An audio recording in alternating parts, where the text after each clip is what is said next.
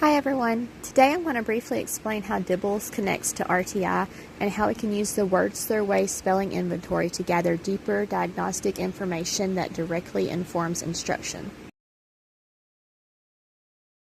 First, DIBELS is a universal screener.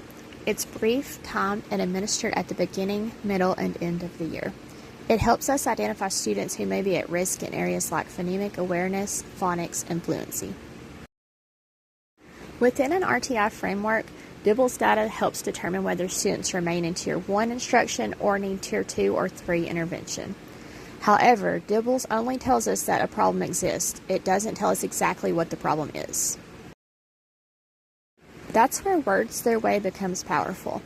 The Words Their Way spelling inventory is a diagnostic assessment. It identifies the developmental stage, pinpoints specific needs, and helps to guide targeted instruction. To implement the spelling inventory, I would dictate each word in order, use it in a sentence, and have students write it independently. The key difference is in how it's scored. Instead of marking words simply right or wrong, I score by features, such as short vowels, blends, digraphs, long vowel patterns, or affixes. For example, if a student spells ship as sip, they would earn credit for the short vowel sound, but not for the digraph SH.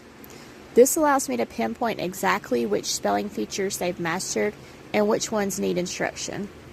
From there, I can determine the student's developmental spelling stage and form small instructional groups. Now here's a problem to consider. If a student scores below benchmark on DIBELS nonsense word fluency, how would we use Words Their Way to gather more information? My thought process would be this. DIBELS tells me the student is struggling with decoding.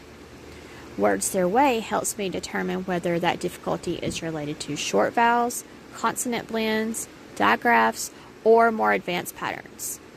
Once I identify the specific gap, I can design targeted small group instruction focused on that feature, and then continue progress monitoring within RTI.